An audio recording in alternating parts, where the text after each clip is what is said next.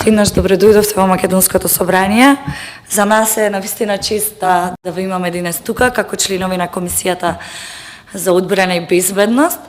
И еден мој совет, вообичаено кога ќе имате прилика за да поставите прашање, искористете го затоа што воспротивно другите ќе ве прашаат. А ние сакаме да прашуваме.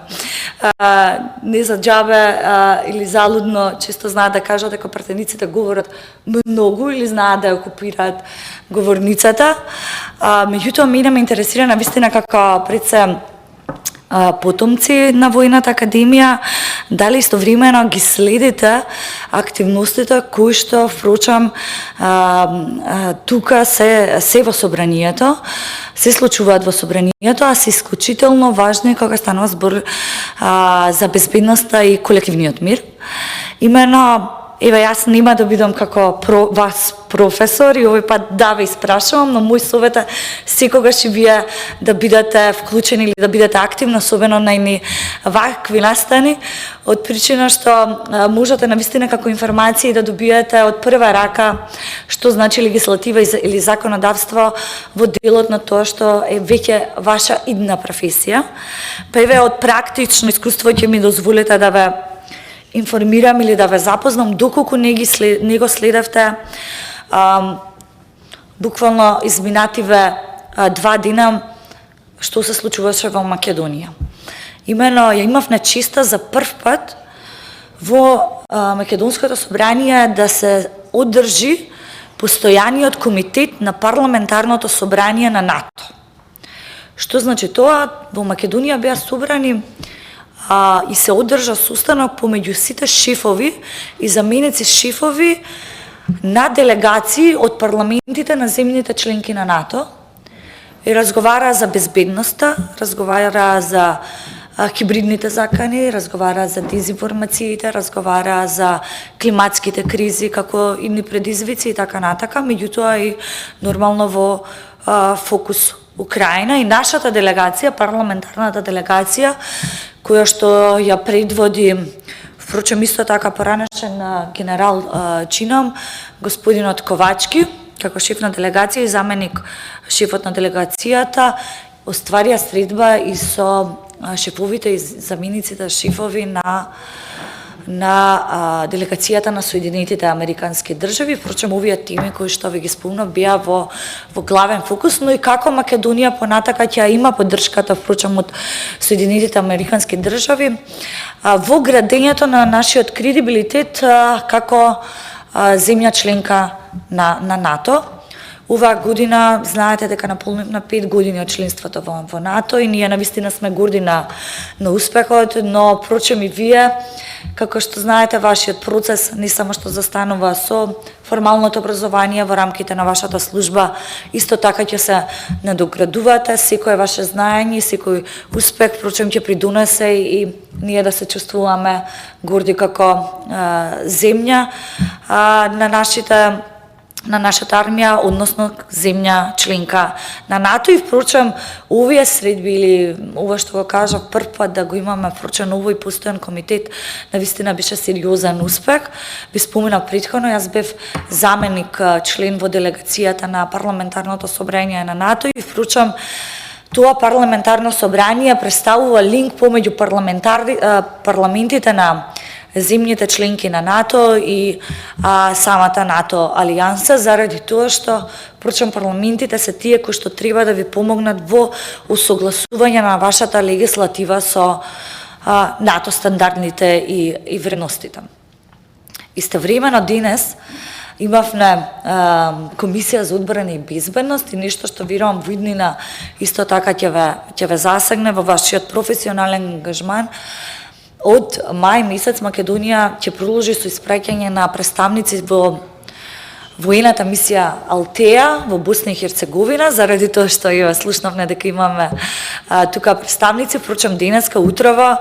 ние ја одлучивме, односно ја проследивме кон понатамошно разгледување одлуката на испраќање 32 припадници од армијата во мисијата Алтеја во Босна и Херцеговина и ова е нешто што Македонија во континуитет го спроведува, односно го поддржува и навистина нешто на што сме горди. Еве, бидејќи имате колеги, добро е да го споделиме, се поклопува денот со вашето присуство и ова одлука председателя која што денеска ја донесовме, пак ќе кажам, не е новост. Ние како Алтија, како комисија ја поддржувавме и во претходниот мандат и меѓутоа за вас значи заради тоа што во иднина исто така верувам дека ќе имате можност, спомена и председателот на комисијата, ќе имате можност да се надоградувате, дополнително да се образувате и еве и како млад човек сепак припаѓам на помлада генерација политичари, ве советувам навистина секогаш да искористите можноста, заради тоа што тоа е нешто што никој не би можел во иднина да ви го одземе, туку може само дополнително навистина да ве валоризира, односно да донесете додадена вредност таму кај што секогаш очигледно ќе ни биде потребно, а тоа е армијата на Република Македонија. Споменав дека припаѓам на некоја помлада генерација на политичари, иако со политичкиот активизам се бавам од 17-та година. Јас сепак моите студии ги проследив на политичките науки, фокусот во однос на постдипломските ми беше меѓународната дипломатија, но во сите овие студии секогаш имав наглавен фокус во делот на безбедноста, заради тоа што и вие и јас споменатото сме ги изучувале сепак безбедносните предизвици, а дипломатијата е таа која што е потребно особено во овие моменти. Исто така нешто на што треба да бидете горди е што собранието на Македонија беше првото собрание кое што ја изгласа